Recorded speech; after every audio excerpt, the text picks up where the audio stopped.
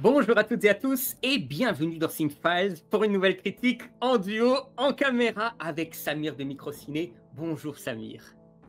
Eh ben bonjour, bonjour. On a mis du temps, mais bien évidemment, comme d'habitude, c'est de ma faute. Je suis très content, et je le dis sans démagogie, d'être là, déjà parce que tu sais que j'apprécie tes travaux. On est amis, déjà, c'est important. Et puis c'est un espace de réflexion sur le cinéma, moi, qui me plaît. Et donc, je suis content que tu m'associes à cet espace de réflexion. Et je le dis vraiment sans démagogie. Donc, je suis très content d'être là. Merci beaucoup. Surtout pour un espace de réflexion qui n'est pas souvent lié à ta chaîne, c'est les slashers et le film d'horreur. Bien sûr, les Alors gens que qui je te viens de là. connaissent, Alors que je voilà, viens de les là, gens qui te je connaissent savent tes images marquantes, dont une en psychose, particulier, Psychose. psychose. C'est en cela, je pense que j'avais envie de dialoguer avec toi. Je crois dans un live ou dans une vidéo où tu étais avec d'autres personnes, tu avais évoqué que le film dont nous allons parler, In a Violent Nature, c'était un film qui t'avait marqué et ce n'est pas resté dans les oreilles d'un sourd. J'avais envie de dialoguer avec toi autour de ce film. Donc le film écrit et réalisé par Chris Nash, qui est disponible pour les gens qui veulent voir le film légalement sur la plateforme de vidéo à la demande Shudder, pour les gens qui veulent essayer de le trouver. Et pour moi, c'était une curiosité, notamment par rapport à la bande-annonce, qui nous vantait voilà, un point de vue unique, celui d'un tueur qui va parcourir la forêt à la recherche de victimes. Un tout petit film qui coûtait, je crois, une affaire de 500 000 $. C'est des micro-projets. Comment tu as rencontré le film? Et comme ça, quand tu l'avais terminé, quelle impression il t'a donné, Samir? Comme je suis quelqu'un d'extrêmement sensible, en tout cas aux films d'horreur, aux films fantastiques, même si ça ne se voit pas forcément ou ça ne se voit plus, euh, j'essaie de regarder un peu tout ce qui se passe au niveau du cinéma dans sa diversité, mais c'est vrai qu'il y a comme ça des genres auxquels je suis assez sensible. Et le film d'horreur, le film fantastique, le slasher en fait partie. Dès le premier plan, le film commençait à me questionner beaucoup. Ça n'est pas un film qui revisite le slasher, c'est autre chose, c'est beaucoup plus intéressant que ça d'un point de vue dialectique, mais on va avoir l'occasion d'en parler. Donc c'est une belle surprise et que j'ai eu plaisir à revoir pour préparer cette émission. C'est vraiment un film intéressant et c'est même qu'il soit disponible en VOD, c'est très bien, il faut le dire, il faut encourager. Mais c'est dommage qu'il ne soit pas montré dans une salle de cinéma. Pour le coup, ça aurait eu encore plus d'effet. Et ça, je pense qu'on va en parler aussi. Notamment au son, je trouve. Complètement. Il y a une sobriété qui se déploie au son, mais tout en jouant aussi sur une certaine lourdeur, notamment du tueur, qui, je pense, dans une salle de cinéma, aurait tout à fait sa place. Moi, je ne cours pas après l'horreur et donc à chaque fois, je suis un peu pris par les espèces de films un peu fulgurants, mais qui se détachent de la masse parce qu'ils sont fulgurants, parce qu'ils des fois ils déconstruisent un peu une formule, ou ils prennent un aspect du film d'horreur et ils l'étirent à un point qu'on n'avait jamais vu. Pour moi, peut-être un peu vulgairement, ce film-là, c'est un peu l'extension sur 1 heure et demie du premier plan d'Halloween.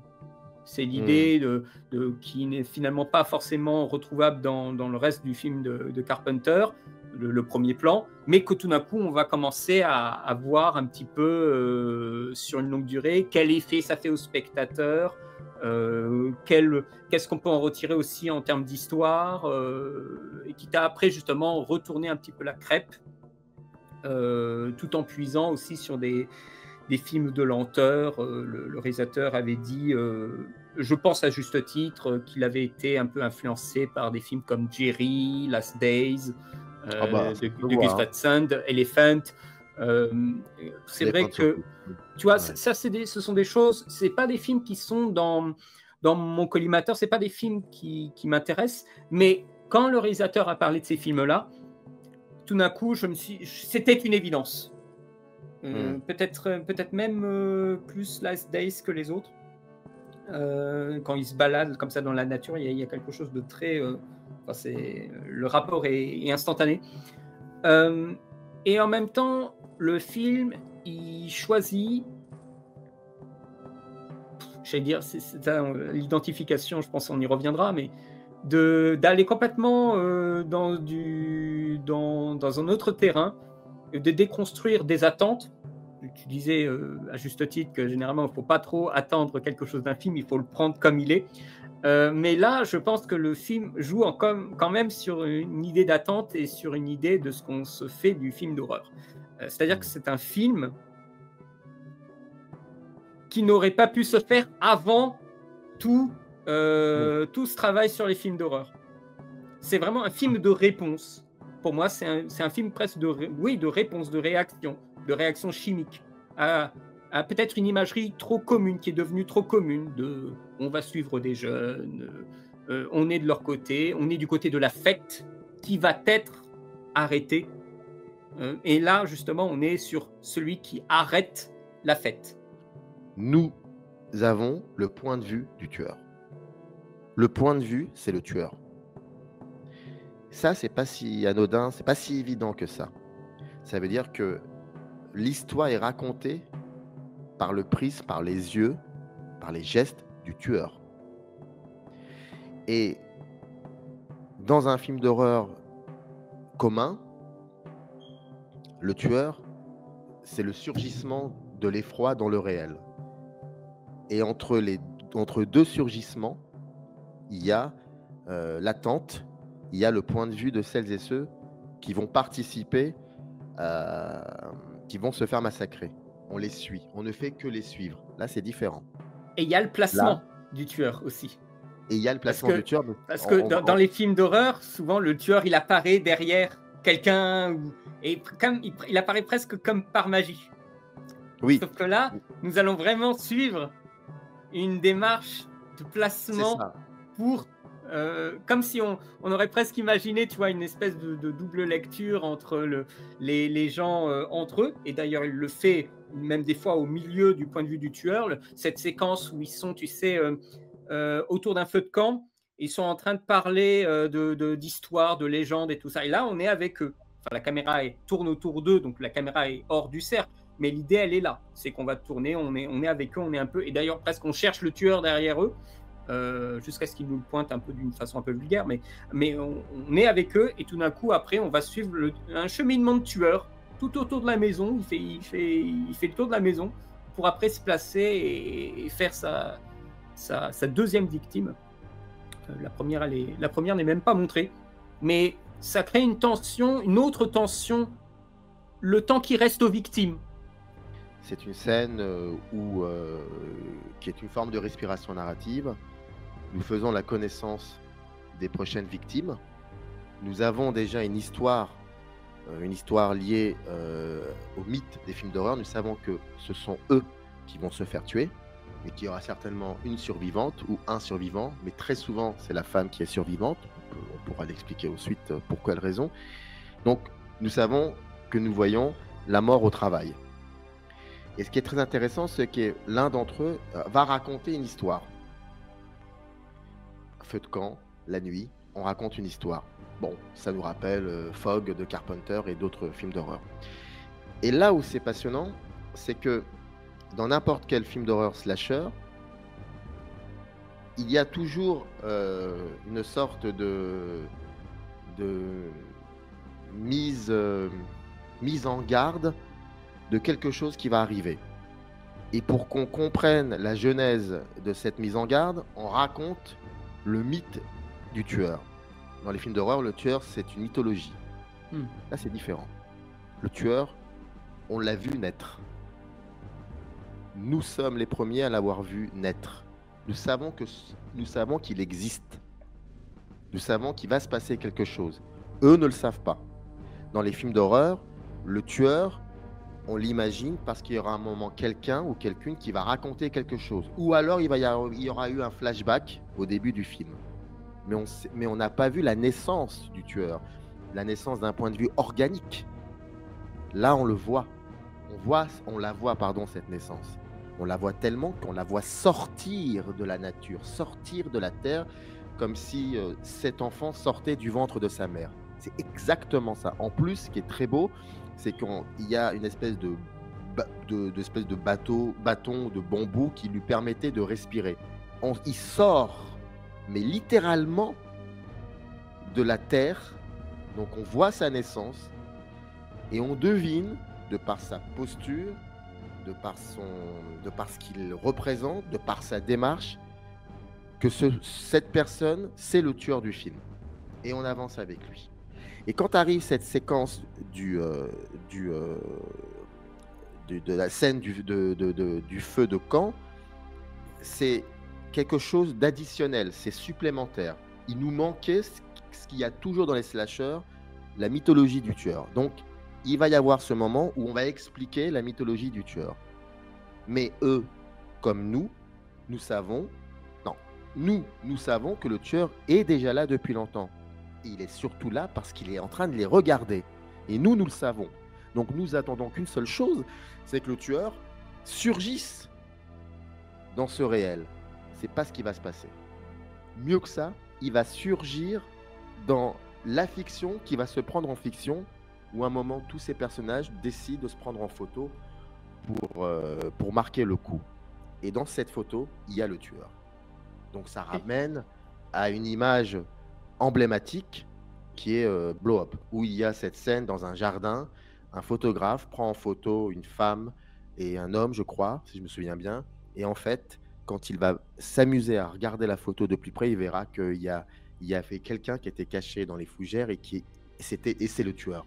Donc, et pourquoi je parle de cela? Parce que c'est un film qui a cette capacité d'intégrer dans le slasher des codifications, des ambiances, des atermoiements autorisantes. C'est ça la force du film. C'est de se dire, c'est pour ça qu'il ne revisite pas le slasher.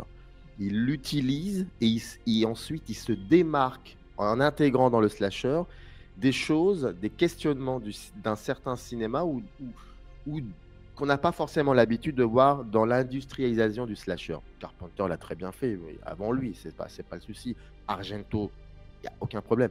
Mais c'est ça qui est passionnant. Et donc c'est pour ça que nous avons un léger cran d'avance sur les victimes, parce que nous sommes avec le tueur. Nous le suivons, même dans des moments où il est censé ne rien se passer, alors qu'il se passe des choses. Et ça, c'est assez rare dans le genre. Quand on comprend qu'on va suivre ce personnage, mais on va vraiment le suivre parce que c'est un film qui raconte une histoire du point de vue du tueur, c'est pas évident. Et moi, ça m'a beaucoup plu. Il y a quelque chose dans le point de vue du tueur qui est assez étonnant, c'est que tu disais que dans cette scène de feu de camp, son histoire est racontée, sa mythologie est racontée. Dans la première maison, après avoir tué là, le gars qui était un peu bourré avec son fusil, on a un flashback au présent. Parce qu'il regarde à un moment un miroir, et là nous avons quelque chose au fil du présent qui nous est dévoilé rien qu'à nous, et que personne d'autre ne sait. Vis-à-vis de cette histoire de talisman, et voir visuellement en fait ce que lui projette. D'un collier voilà, que sa mère lui aurait offert. C'est un MacGuffin. C'est le fameux MacGuffin. Et d'ailleurs, en fait, l'histoire raconte quelqu'un qui sort des limbes pour récupérer un collier qu'on lui a volé. D'ailleurs, il sort parce que le collier qui était accroché à ce bout de bâton a été dérobé par l'un des jeunes, et c'est là, à ce moment-là, qui refait surface. Et l'objectif, je dois retrouver ce collier, et dès que je l'ai, je repartirai de là où l'histoire a commencé. C'est un MacGuffin finalement. Et le plan final nous explique, avec ce léger travelling latéral qui dialogue avec le travelling latéral du premier plan. Le travelling dans ce film, c'est la démarche du tueur. C'est magnifique. Le premier plan s'ouvre sur un travelling latéral. Ça nous annonce ce qui va se passer pendant 1h36, c'est-à-dire un mouvement que l'on va suivre. Et un mouvement implacable qui ne peut pas être stoppé.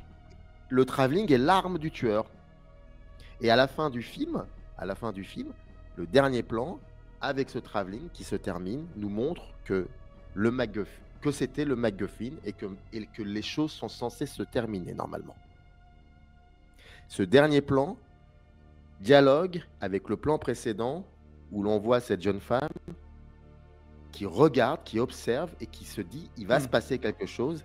Et le dernier plan lui dit non, ne t'inquiète pas, il ne se passera plus rien parce que il y a eu un mouvement de caméra qui affirme que la chose est réglée. Voilà. Là, quand tu parles des derniers plans, on a cette femme qui regarde la forêt. Et nous avons des suites. C'est là où je trouve qu'il y a encore une référence un peu à Carpenter. Tu te rappelles, à la fin d'Halloween, on a des plans sur la maison d'environnement vide, ou voire de plans qui ont été des valeurs de cadre que Carpenter a utilisées, mais dans lesquels nous n'avons plus d'acteurs, plus rien du tout.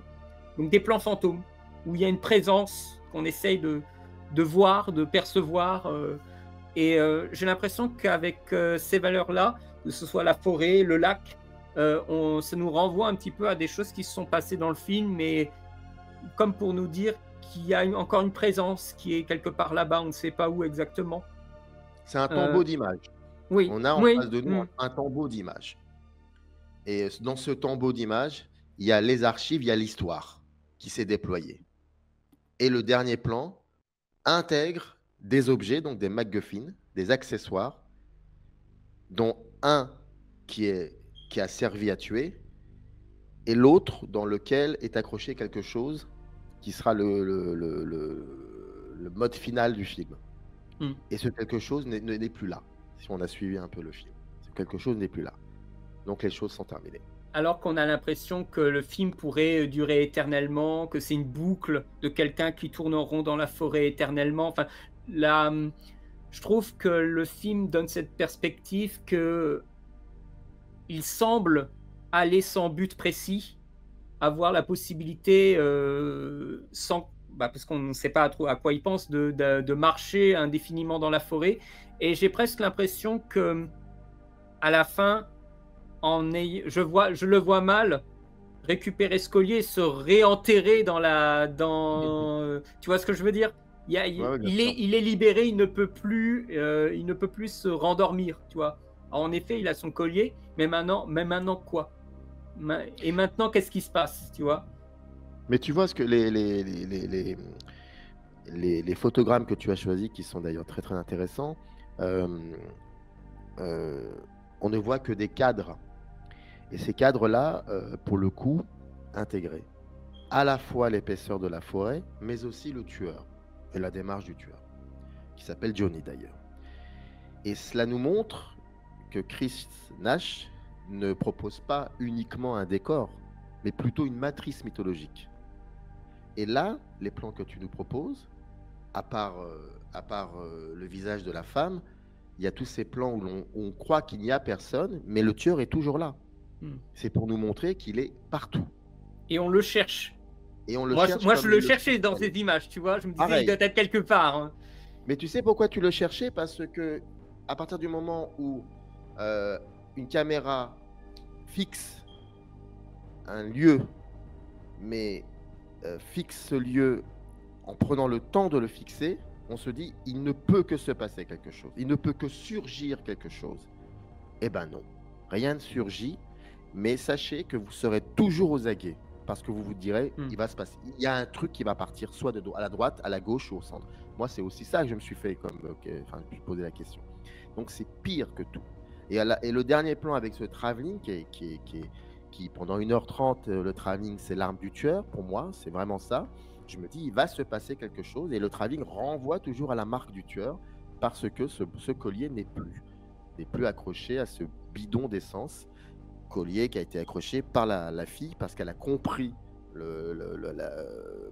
ce que ça signifiait, ce collier.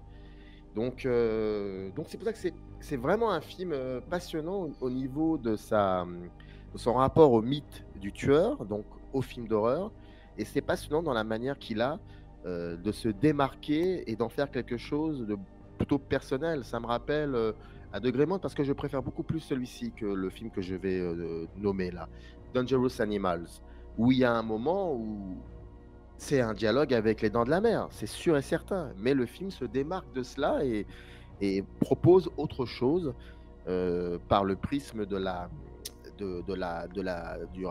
regard mythologique sur le requin, avec cette scène incroyable où le mythe se retrouve face au réel.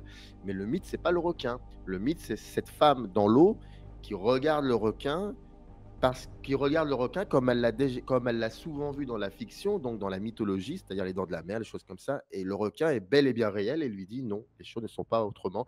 Et c'est pour ça qu'il y a ce plan sur l'œil du requin qui regarde celle qui a toujours pensé avoir regardé sérieusement ce poisson.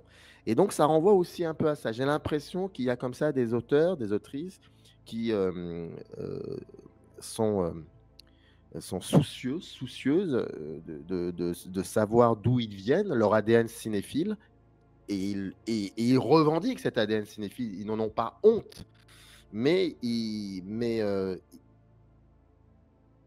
se déploient. Et ça, je trouve ça plutôt passionnant. Ils ont une base, mais ensuite, ils vont se démarquer de cette base. Et ça n'est pas un plagiat, c'est pas un film de cinéphile, c'est vraiment, j'utilise quelque chose qui m'a regardé quand j'étais enfant et adolescent et je vais utiliser ça pour regarder le monde avec mes propres yeux. Je trouve ça plutôt passionnant. Et dans ce cas-là, tu dirais que dans le cadre là de ce film In Valiant Nature, ce serait un dialogue avec Vendredi 13. En tout cas, le premier. Ah oui, oui, oui, oui, on Peut-être pense qu'il est à plus oui, oui, avec oui, le Jason, pour le coup. oui, parce que d'ailleurs, oui, oui, parce que, alors je te le dis avec beaucoup d'amusement, parce que il y a une séquence, elle doit durer 10 minutes ou 12 minutes. Elle est à la fin du film où la jeune fille est sauvée par une dame qui venait qui est arrivée en. C'est pas une voiture, c'est comment on appelle un pick-up, je crois. On appelle ça un Oui. pick-up. Voilà. Et puis, bon, c'est une dame d'un certain âge et elle commence à lui raconter une histoire sur son propre. Parce qu'elle lui dit, vous inquiétez pas, tout va bien se passer, vous êtes saine et sauve. Mais qu'est-ce qui s'est passé? Vous avez rencontré quelque chose? Et la jeune femme dit oui, un animal. Et cette dame lui dit, bon, en tout cas, je connais beaucoup de personnes qui sont sorties de cette forêt dans un état encore plus déplorable que le vôtre. Et elle raconte l'histoire de son frère, Billy, qui s'est retrouvé face à un ours. Et puis mais elle raconte avec méticulosité. Et ça prend le temps. Et au final, elle dit, en gros, parfois, il n'y a pas de raison à cela. Il n'y a aucune raison à cela. Le film donc dit quelque chose. Enfin, à ce moment, ça dit. Et moi, à un moment, je me suis dit, c'est pas possible, c'est la mère de Jason. Ça doit être la mère de Johnny. Mais j'avais oublié que la mère de Johnny est morte. Elle est morte depuis longtemps. Donc oui, par rapport à ça, ça me fait penser à Vendredi 13, mais aussi par rapport. Alors ça, c'est extraordinaire. Là, pour le coup, mais pour moi, c'est une blague génialissime. Comme n'importe quel tueur de slasher, ils ont un masque. Oui. Bon, là, c'est un masque de pompier. Oui, pour se protéger de la fumée. C'est ça. Et j'avais lu il est massif, hein. C'est un gros truc. Un gros truc. Et j'avais lu un entretien de Chris Nash qui disait trouver ça drôle que le tueur, donc qui tue, hein, donc par sa définition, qui porte atteinte à la vie d'autrui, porte un masque de pompier, un pompier qui est censé secourir plutôt quelqu'un Et l'entretien qu'il avait donné, j'avais trouvé ça assez drôle. Mais tu vois, ça aussi, ça fait partie de l'intention du film. Tu vois, de partir d'une base tout comme il disait, il a des outils pour couper le bois, mais il va pas du tout couper du bois avec. Il y a à chaque fois le pas de côté pour faire autre chose avec des outils ou avec tel ou tel personnage. Mais quand tu parles de références, Vendredi 13, c'est évident. En tout cas, des références de base. Et bon, enfin, j'ai pas besoin de répondre parce que tu as déjà cité, t'as cité Gus Van Sant, donc je dirais plus Elephant pour le coup, parce que là, vraiment, dans Elephant, même dans Jerry, c'est vrai qu'on les voit marcher constamment. Dans Mais Elephant, ils sont deux. Voilà, dans Elephant, on les voit de dos. Et là aussi, dans ce film. C'est pour ça que moi je dis c'est plutôt Last Days. moments de bullation en extérieur, hein, pas le reste du film, Oh, hein, mais les moments alors, d'ambulation d'extérieur, quand tu vois le mec dans la nature être un peu en roue libre, j'avais l'impression de retrouver un petit peu plus ça.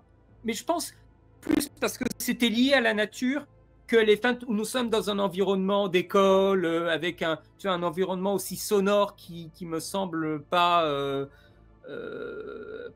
moins semblable. Euh, alors, moi, je dirais plutôt, ça par contre, je ne sais pas, il faudrait vérifier si, s'il en parle, Chris Nash, dans ses entretiens. Euh, Elephant de Gus Van Sant, oui, mais il y a aussi surtout le film d'Alan Clark, le film de 89, dont s'est ouais, inspiré Elephant, Gus Van ouais. Sant. Et je ne sais pas si Chris Nash est inspiré, j'en suis persuadé. Parce que là, pour le coup, le rapport au travelling est mortifère. Mmh. J'ai Ouais, quand même ouais.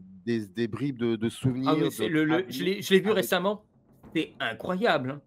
Il est incroyable, Cette tous les films d'Alan. absolue, en fait, Oui, répétition. Parce que, oui. tu vois, les 2 premiers plans, tu dis: «Bon, OK», mais après, Là, en alors, fait, c'est comme là, ça on tout le parle, temps. là, on parle du film d'Alan Clark pour celles et ceux Ouais. qui peut-être ne suivent pas. C'est vraiment, mais tous les films d'Alan Clark, je sais pas, enfin, la filmo, enfin, les quelques films que j'ai pu voir de ce cinéaste que j'ai connu grâce à Gus Van Sant et à Elephant, hein, je sais pas, voilà, Mmh. parce que ce sont des films un peu difficiles à l'époque à accéder. Et puis surtout, je suis pas anglophone, donc ça a été un peu complexe. Aujourd'hui, c'est un peu plus simple parce que maintenant ils ont sous-titré en français les films. Mais oui, oui, non. Moi, je sais pas, mais je suis sûr que Chris Nash a beaucoup vu le film d'Alan Clark parce que le rapport au travelling, moi, je le retrouve aisément dans le film de Nash, hein. Aisément. Et ça commence surtout comme ça. C'est surtout ça. C'est le premier Mmh. plan, ouvre la démarche. Et mais là, encore une fois, je me répète, c'est le point de vue du tueur. Nous suivons le point de vue du tueur. Et c'est pas tous les jours comme ça. L'identification, c'est intéressant parce que je ne m'identifie à personne dans ce film. Je m'identifie au mouvement, pour le coup. Mmh. Parce que quand j'ai compris très vite que ce que nous allons voir, c'est généralement ce que nous ne voyons pas dans un film d'horreur, donc les coulisses, c'est-à-dire entre deux Mmh. surgissements de l'effroi. Que se passe? Tu vois, je vais te raconter une anecdote. Tu vas trouver ça très drôle. Tu vas me dire, oh là là, l'exemple est très lointain, mais pourquoi pas? Il y a un film qui a été fait début 2000, je crois, un documentaire sur Zidane. C'est un Ah, je document. vois ce que tu oui. D'accord, c'est Ouais, bon. Je crois que ouais, ouais. tu vois très bien où je veux en venir. Sur Et un match filmé, voilà, un match filmé où la caméra est uniquement axée, enfin axée, non, uniquement, oui, axée autour de Zidane. Et quand, alors, que fait un grand champion de football comme Zidane, un génie du ballon pendant 1h30? Bah, pas grand-chose. Pas grand-chose. Et quand il fait, eh ben, il le fait très bien et parfois ça marque des buts. Ou quand quand il a le ballon et qu'il jongle, qu'il dribble, il le fait tellement bien qu'on a l'impression que ça a duré 1h30. Mais entre les deux surgissements zidaniens, eh ben, on voit un joueur qui attend, qui demande la balle, qui se repose un peu en marchant doucement. Et c'est ça qui est génial ici dans ce film. Eh ben, c'est exactement la même chose, différemment, parce qu'on est dans une forme de fiction, ce que l'on voit dans In a Violent Nature. On voit en fait que fait le tueur entre deux massacres. Ben, il marche beaucoup, il regarde, donc il observe, il attend et il surgit. Mais il marche beaucoup. c'est Et cette ça, scène-là. c'est Voilà. incroyable. Voilà. Il ne fait que ça. Il marche constamment. Il a un son très animalier. Et puis surtout, il est aidé par le son de la nature ambiante. Et ça aussi, c'est très important. C'est un élément de mise en scène. Et il marche constamment, jour et nuit.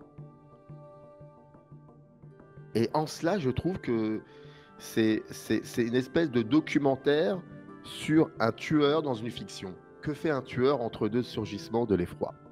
Ben, il marche beaucoup. Il marche, puis à un moment, il revient dans un endroit qui a été important pour lui, et il s'empare de quelque chose. Donc, il est en train de se construire, en fait, sans mauvais jeu de mots. Il construit Son rythme. son rythme et sa mythologie en prenant Mmh. ce masque et en le mettant. Donc, il commence à construire le personnage du tueur. Et c'est là qu'il va commencer, enfin, qu'il va reprendre, parce qu'il avait déjà commencé à tuer. Et ça aussi, on en parlera des scènes de meurtre qui sont assez incroyables. Mais voilà, c'est l'histoire d'un tueur qui marche et qui de temps en temps tue. Et qui a quand même une petite histoire aussi, une petite raison pour le coup. Même si la fin contredit un peu, il n'y a parfois aucune raison à cela. Je pense que quand tu dis que...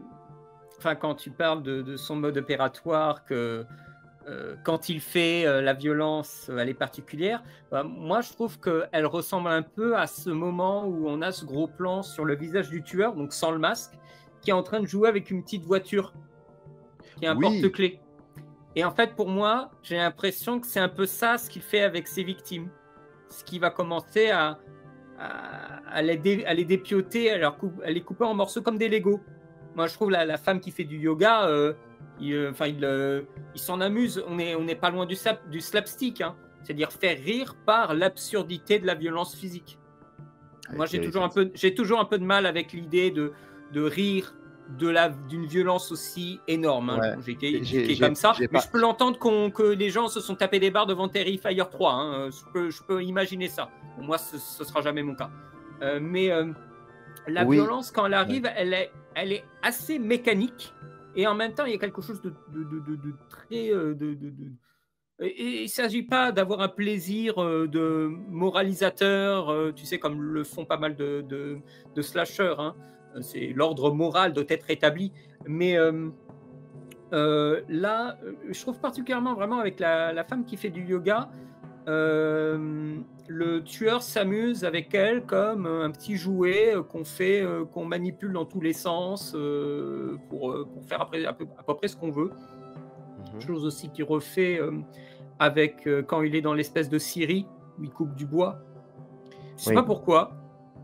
Et il commence à s'amuser avec à faire justement une violence gratuite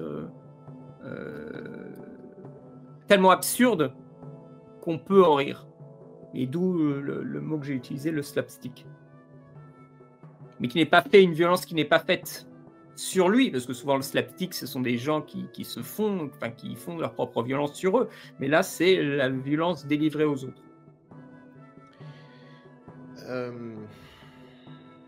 Comment tu perçois un peu sa façon de présenter la violence dans ses meurtres en tout cas ceux qui sont montrés, parce qu'il y en a qui ne sont pas montrés. Le premier meurtre, quand il se confronte au vieil homme avec son fusil, ou dans le lac, ce sont on montre l'environnement du meurtre, mais on ne le montre pas le meurtre dans sa mécanique de retirer de la vie. Et pour d'autres, alors là, c'est encadré, filmé parfaitement, quoi. Il y avait quand même un peu d'incompréhension de ma part par rapport à certaines séquences de meurtre qui sont extrêmement graphiques. Il faut quand même, parce que je me suis un peu renseigné sur le CV du cinéaste et on apprend que c'est quelqu'un qui a beaucoup travaillé sur les effets spéciaux. Il a fait des courts-métrages, certes, mais très souvent, je lisais qu'avant de faire une Violent Nature, il était sur un projet de long-métrage qui n'a pas fonctionné. Il avait besoin de manger, donc il travaillait un peu sur d'autres projets et il travaillait surtout sur l'aspect des effets spéciaux. Et cela se voit dans le film. Les séquences sont assez cliniques, assez froides, soudaines et très graphiques. Et parfois, ça alterne entre des moments brutaux et des moments où il prend le temps de montrer cette brutalité. La séquence de la Syrie, par exemple.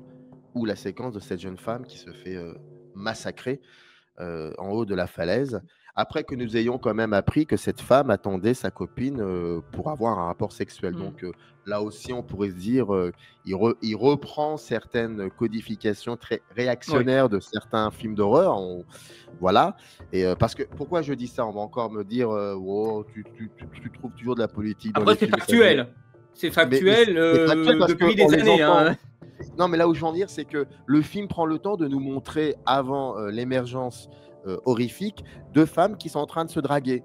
Donc, si elles se draguent, ces deux femmes, c'est qu'elles attendent quelque chose. Et d'ailleurs, l'une d'entre elles, il y en a une qui est dans l'eau, dans l'étang, et l'autre qui est au-dessus, qui ne veut pas aller la rejoindre et qui lui dit, écoute, moi, je vais aller faire du yoga, et puis je vais aller m'étirer.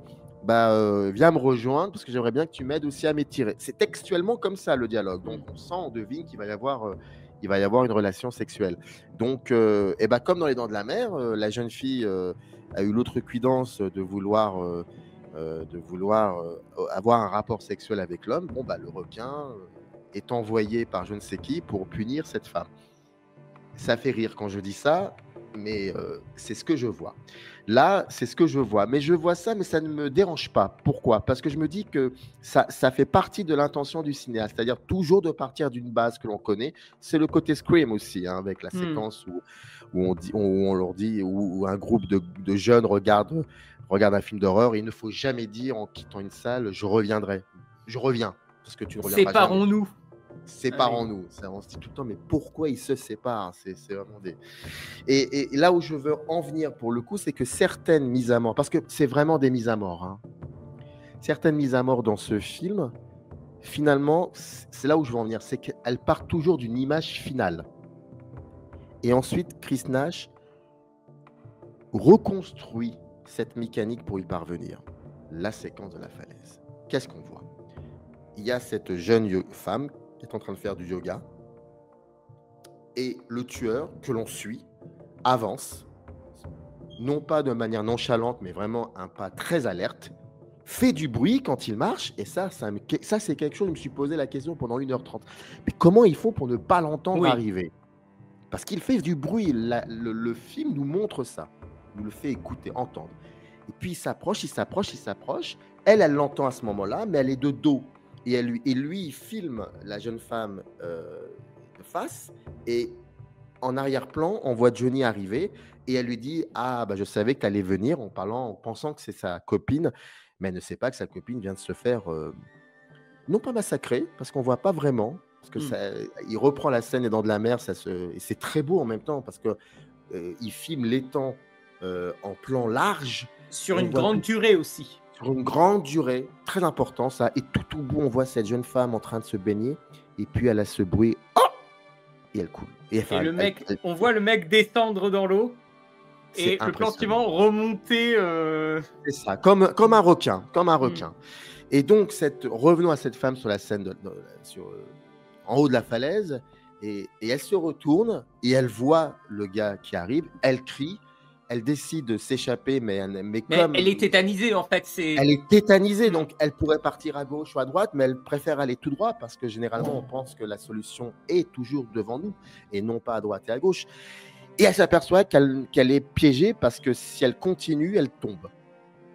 Et là, il y a un moment qui est magnifique. Elle sait qu'elle va mourir.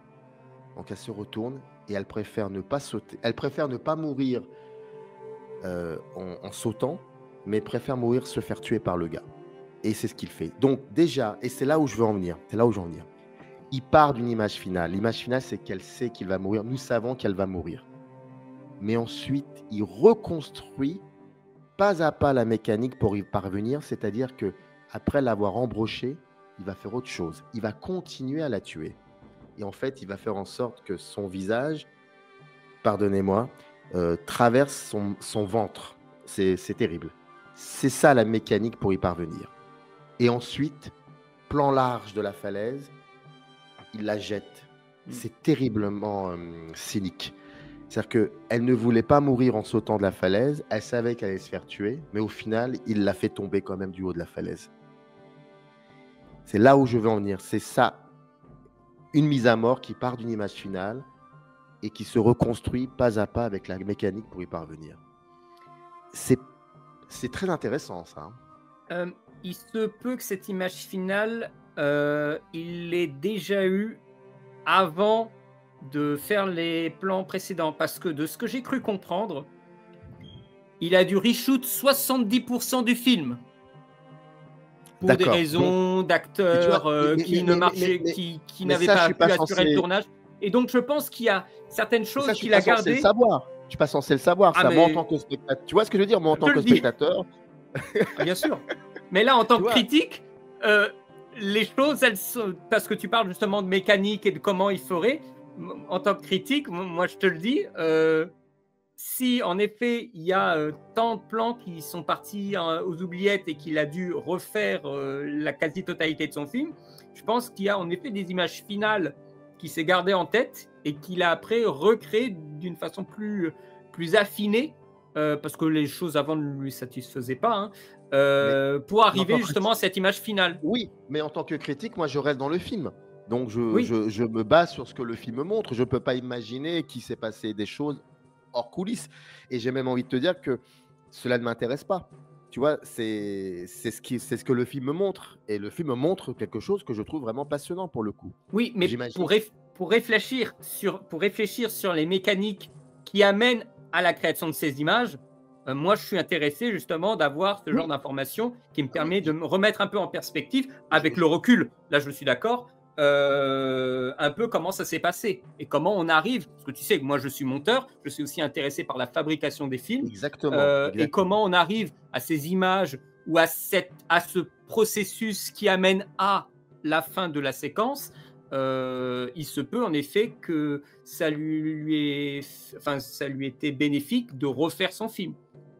En fait, après, moi, je ne sais pas qu'est-ce qui a été gardé, qu'est-ce qui n'a pas été. Ça, je ne sais pas. Hein, mais... Non, mais j'entends bien. Et puis surtout, je ne dis pas ça. En fait, je vais te le dire en étant très égoïste, en étant très imbu de ma personne. J'essaie de chercher du cinéma dans le cinéma. Tu vois, voilà, c'est là où je veux en venir. Donc là, je l'ai vraiment. Alors attention, il y a beaucoup de plaisanteries. Enfin, je blague. Oui, t'inquiète pas. Oui. Mais en même temps, c'est vraiment ça que je cherche. Hein. Enfin, j'essaie de questionner. Mais je comprends aussi ta démarche. C'est ça là où je veux en venir. C'est que c'est intéressant. Mais déjà, dans ce que je peux voir, et en même temps, tu vois, oui, parce que ça me permet de. J'ai vu ça après avoir vu la séquence de la Syrie, où je me disais, mais ça va trop loin. Pourquoi il fait ça? Et c'est là que j'ai compris en fait ce qu'il faisait, et ça m'a rappelé la séquence de la falaise, qui quand on la voit pour la première fois, on se pose pas mal de questions quand même, hein, sur l'enchaînement de la violence, l'enchaînement horrifique. Il y a un autre moment qui pour lui est très... je sais pas, un peu... J'ai l'impression que là, le film s'est un peu emballé. Il y a un moment qui est délicat au niveau de la réalisation. Je vais essayer d'expliquer un peu le bidule. On a Johnny qui sort de la forêt et qui va commencer son périple en se rapprochant d'une première maison. Bon, où il y a deux personnes qui sont en train de s'engueuler. Un vieil homme et un ranger, je crois, quelqu'un qui s'occupe un peu de la sécurité dans les environs. Et il fait quelque chose qui m'a beaucoup surpris à ce moment-là, c'est qu'il fait un cut dans le parcours de Johnny jusqu'à cette maison. C'est-à-dire qu'on fait un jump cut. On avance dans le temps, dans son avancée. Mais le truc, c'est que la conversation est en temps réel. Alors qu'on a fait un cut spatial à ce moment-là. Donc je me suis dit, ah mais il y a peut-être eu un cut dans la conversation entre les deux personnes. Non, j'ai bien fait attention. La conversation reste dans la continuité. C'est-à-dire que Johnny, il avance d'un coup, comme si c'était téléporté avec la caméra, pendant que les autres ont la continuité de leur dialogue qui n'a pas été coupé. Donc l'idée marche quand le plan est dans la continuité, mais puisque là peut-être le plan était trop long dans sa démarche, ils l'ont cut. Et ça donne donc dans ce cas-là deux temporalités qui se jouent à ce moment-là. Soit, évidemment, c'est peut-être une mauvaise préparation et un problème de rythme de la part du réalisateur et de l'acteur, soit on pourrait littéralement dire que c'est ce qu'on imagine souvent dans les slashers, c'est les tueurs qui se téléportent. Qui se téléportent tout à coup, qui sont à un endroit et qui se retrouvent dans un autre, et que nous avons peut-être, via cette erreur ou cet effet volontaire, quelque chose de l'ordre de presque de la magie du tueur. qui apparaît derrière les victimes, comme on le voit souvent dans certains films. Mais alors, comment et pourquoi le film ne nous le dit absolument pas. Et ce n'est pas un cut de la nature, de la simple marche. Parce qu'on le voit régulièrement dans la forêt, il marche dans un environnement, on cut, même valeur de cadre, il est plus loin des fois dans un pré, et il continue de marcher. Là, on est sur clairement la coupe dans le temps pour nous montrer le temps qui passe, les espaces qui passent. Mais là, on est dans un cut de rapprochement d'une situation bien établie, bien précise. Et c'est là où j'avais l'impression que le film arrangeait un peu ses pions pour faire son histoire, plus que narrer vraiment le moment. En fait, pour moi, c'était difficile de l'accepter qu'on y est sensible. Et je crois que c'est le seul endroit qui m'a donné cette impression. Dans ce rapport son et image qui tout d'un coup font rupture. Mais quand même, il y a une chose qui reste et qui est la marque du film. C'est le rythme lent. Et donc, c'est pour ça qu'il garde l'intégralité de la conversation entre ce ranger que l'on voit à la fin du film. C'est le ranger que l'on voit à la fin du film et qui connaît, qui sait très bien qui est Johnny et qui d'ailleurs dit à ce gars au début du film, va pas dans la forêt, tu vas trouver des animaux que tu peux même pas soupçonner. En fait, il parle de Johnny à ce moment-là. Et je pense qu'il garde l'intégralité de la conversation, mais il fait des cuts d'un point de vue, comme tu dis, spatial, donc ça ne peut pas fonctionner normalement. Il peut pas. Mais je pense que c'était pour conserver, à mon avis, le rythme lent et contemplatif de la démarche. C'est-à-dire que Johnny marche, mais il a toujours il entend ce dialogue, même s'il n'est pas interrompu. Je pense que c'est ça. Je pense qu'à mon avis, il n'a pas voulu rompre ce rythme. Et il fait ça. Je marchais avec lui, donc en fait, j'entendais comme ça, voire même, je crois que je lisais même plus les sous-titres à ce moment-là. Je suivais Johnny. Donc je pense que le rythme de la conversation entre le ranger et ce pauvre gars, j'en ai fait fi à un moment de cela.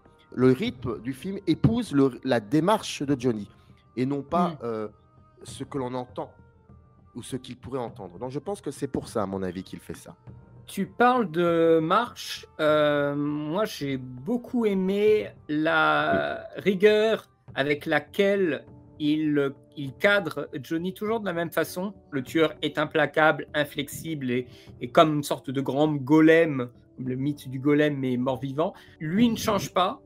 Il ne change pas ses habitudes, il ne change pas son bloc opératoire, mais l'environnement change autour de lui et les sautes sonores, d'ambiance sonore qui vont avec, des fois d'un plan de marche à un autre, ça j'ai trouvé assez remarquable d'avoir comment faire sentir le contemplatif, la lenteur de sa démarche, tout en trouvant un moyen de dynamiser aussi, parce que on veut quand même pas que le spectateur se tape une sieste, en faisant avec les décors une sorte de leitmotiv qu'est la marche entre forêt, les champs, un sentier, le jour, la nuit, le plan où il se balade dans le dernier plan où il se balade, le soleil va commencer à se coucher, il se balade dans le champ. Moi, j'ai trouvé ça vraiment magnifique, alors que c'est, je dirais peut-être une dizaine de secondes, mais de prendre le temps de le montrer,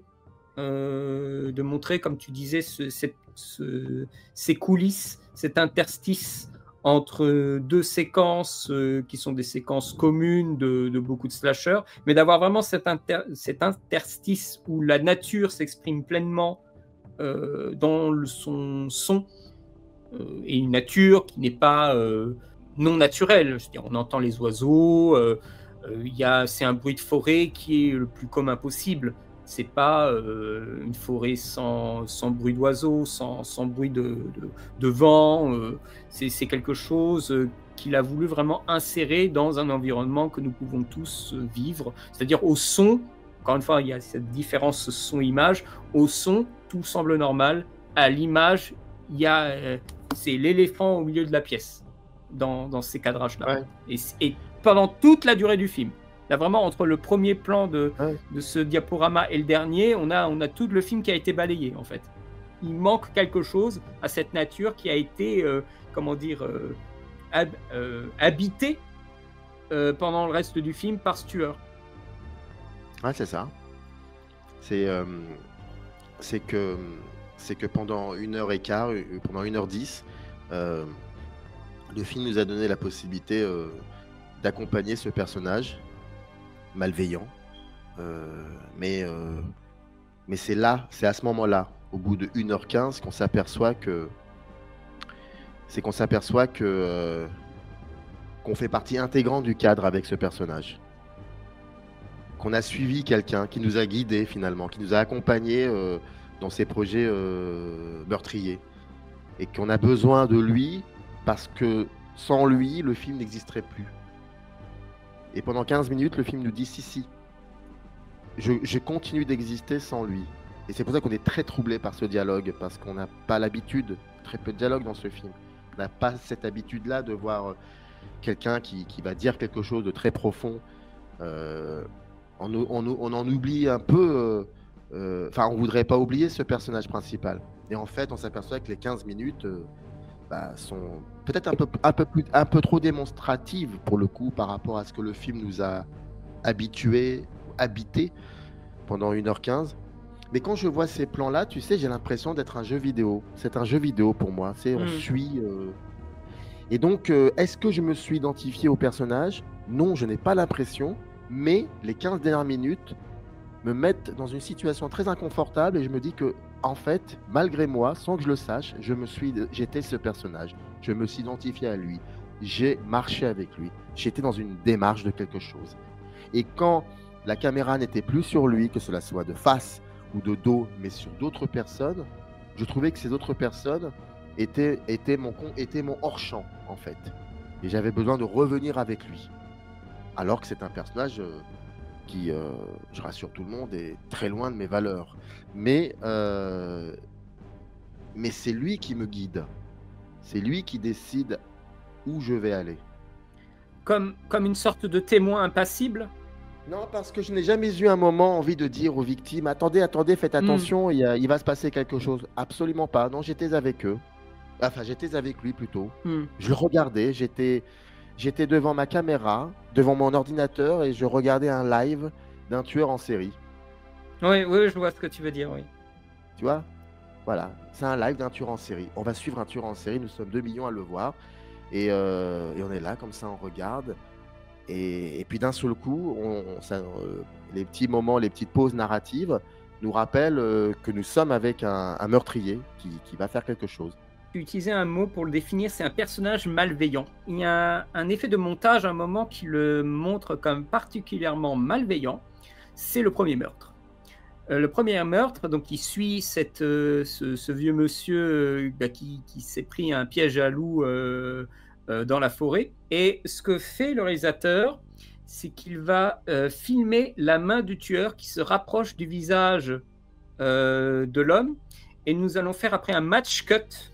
Donc un match cut, c'est une coupe de montage, mais qui va garder des éléments exactement au même endroit pour après faire un cut avec un autre plan dans un autre environnement, mais avec cet objet toujours au même endroit. Et on a la main du tueur qui se rapproche du visage de l'homme, et plan suivant, la main du tueur ensanglantée qui est retrouvée, qui est revenue dans la maison pour aller saisir, je crois, quelque chose d'autre, je ne sais plus quoi. Et là, ça montre comment on doit rendre la chose efficace et comment ça peut être utile à l'histoire pour narrer justement la malveillance de ce tueur. Pour saisir le collier, parce qu'en fait, quand il va dans cette maison, il voit le collier. Collier qui n'était pas le bon, c'est ça? Oui, parce qu'il est écrit derrière motherfucker. Et c'est génial parce qu'à ce moment-là, même le tueur qui revient des limbes a cette conscience de dire non, ça c'est pas mon collier, ça. c'est pas moi, ça. Maman ne m'a jamais offert ça. Ce moment-là, c'est le seul moment du film qui m'a qui m'a gêné. Qui m'a gêné dans sa démarche cinématographique. J'ai trouvé que ce moment où l'on voit cette main qui va qui va approcher le visage du gars et d'un seul coup, il y a un cut et en fait, on revoit la main ensanglantée, comme tu l'as très bien dit. Donc, on devine qu'il a explosé le visage du gars pour prendre le collier. Je trouvais que c'était un effet extrêmement facile, simpliste même. On était plus dans le visuel pour le coup. C'est un effet de visuel. Et je me suis dit, tiens, il revient à certains slashers qui se faisaient à la pelle dans les années 80 et qui n'étaient pas forcément très bons, mais qui axaient beaucoup le visuel, qui étaient axés autour du visuel. Et j'ai trouvé ce moment-là extrêmement gratuit, en fait. Alors que la scène de la Syrie, certains pourraient dire, mais c'est super gratuit ce qu'il nous montre. Et moi, je trouve que c'est pas gratuit. Je pense que voilà, on en a suffisamment parlé. Je pense que c'est lié à une intention et tout. Mais ce petit moment-là, avec cette main, oui, j'ai trouvé ça assez gratuit. Et j'ai essayé de comprendre pourquoi il décide de faire ça. Et je sais pas, en fait. Là, pour le coup, je pense que tu pourrais m'aider, mais j'ai pas la solution. Je sais pas pourquoi J'ai peut-être une réponse. Tu vois, je préfère être honnête avec toi. Oui, bien sûr, mais je suis conscient que ce moment-là, me concernant, je l'ai trouvé vraiment gratuit, donc un peu trop simpliste. Mais j'ai pas saisi, j'ai pas fait attention. Bah, moi, je pense que lui, le principe, c'est d'essayer presque d'avoir la course du tueur en temps réel. Sauf que ça dure beaucoup trop de temps. Donc j'ai presque envie de dire que, en termes de récit à produire, l'ennemi du film, c'est le temps. Il doit compresser des heures et des heures en 1h30. Donc il faut trouver le moyen de faire des raccords et des ellipses. Et je pense que là, typiquement, des raccords, des match cuts de cette nature lui permettent de faire des ellipses parce qu'il s'est piégé un peu lui-même dans cette figure de style de suivre un tueur, c'est qu'il n'aura pas d'autre point de vue. Ou alors difficilement. La femme à la fin, quand il se raconte des histoires autour du feu, mais c'est très rare. On reste avec lui. Et donc, il ne peut pas s'amuser à passer d'un point de vue à un autre pour après, des fois, écourter quelques minutes, 10, 20, 30, 1 heure. Il ne peut pas. Il reste avec le tueur. Donc, il doit trouver des fois des coupes qui sont franches. Comme on avait dit, il marche dans la forêt et tout d'un coup, cut, il marche dans un champ et après, cut, et il marche de nouveau dans la forêt, mais là, le soleil s'est un peu couché.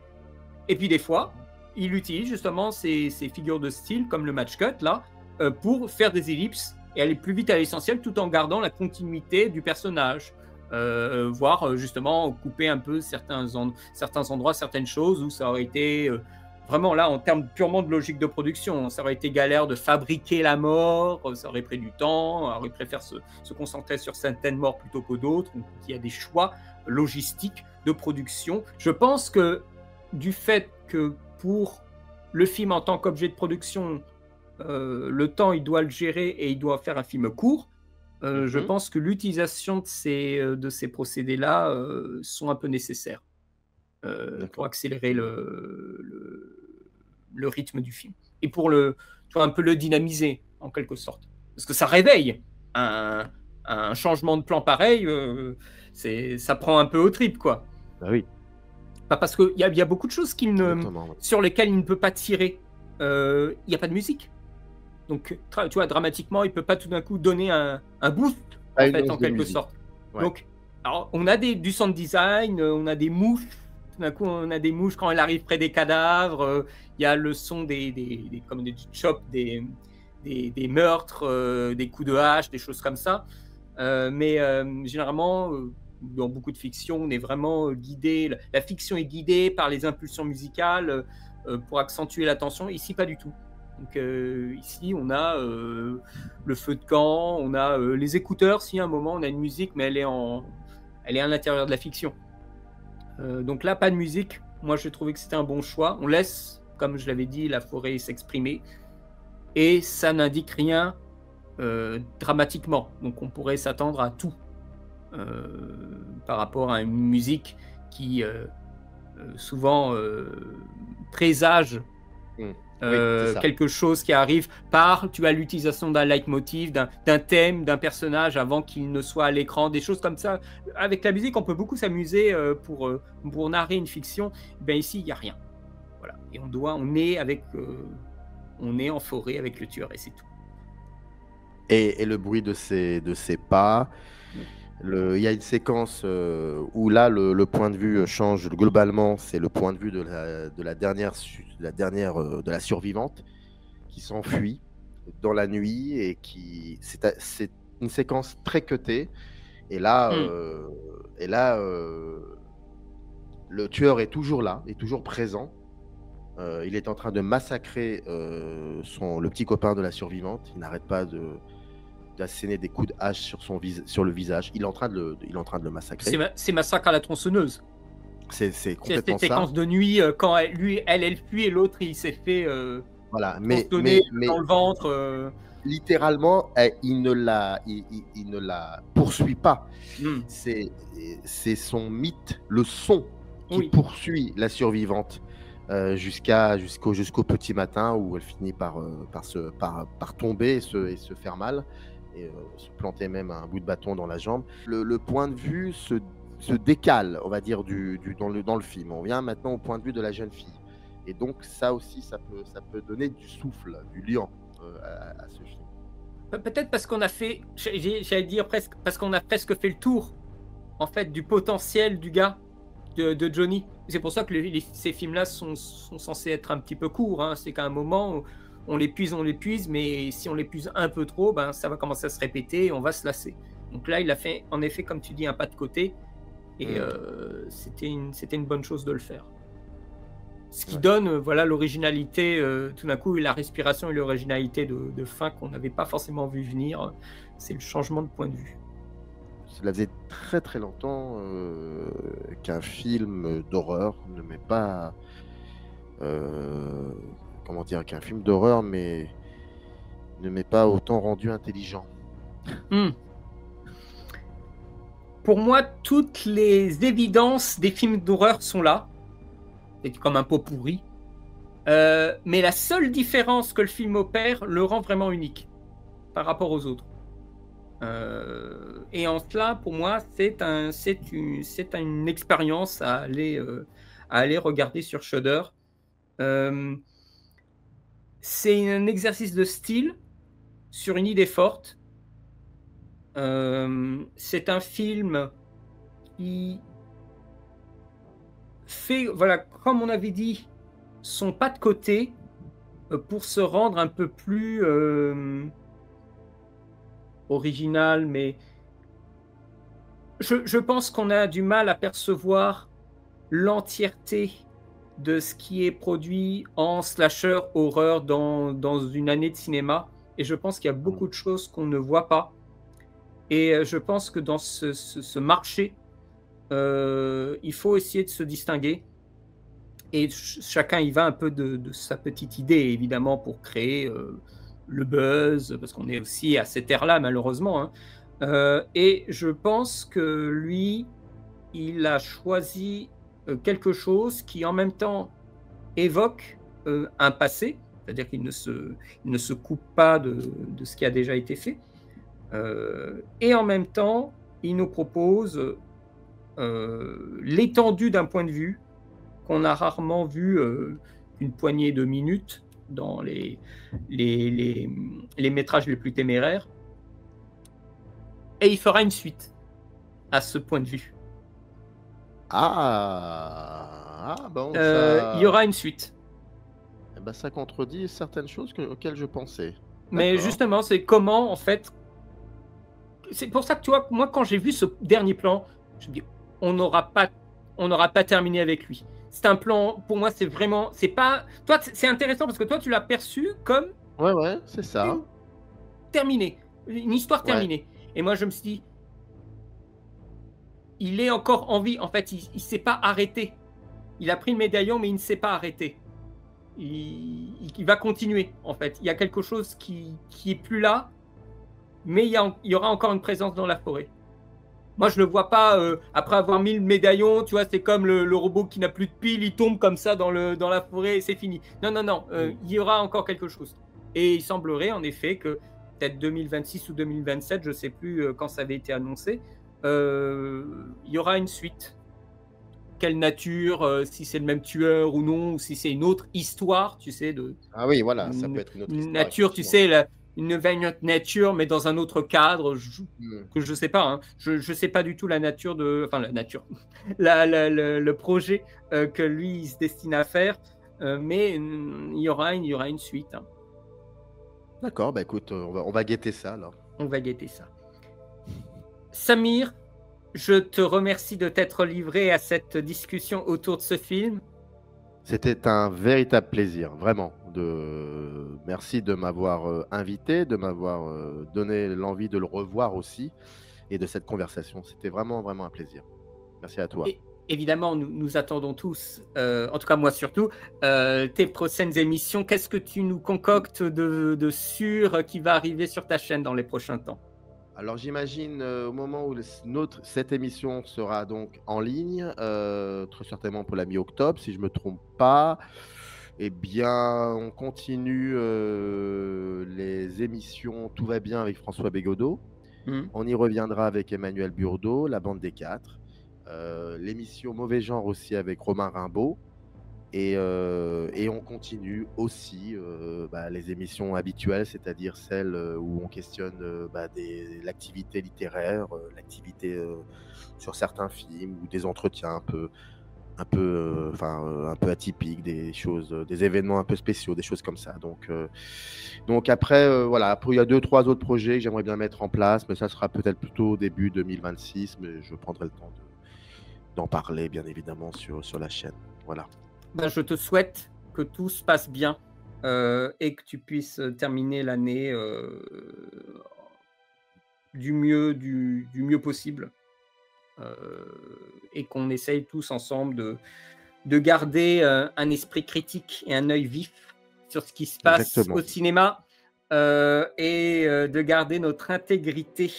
Parce que je parlais d'intégrité avec quelqu'un récemment, d'essayer de garder notre intégrité et notre productivité concernant ce secteur-là, qui est le regard sur le cinéma, sur YouTube ou sur les réseaux sociaux, quels qu'ils soient.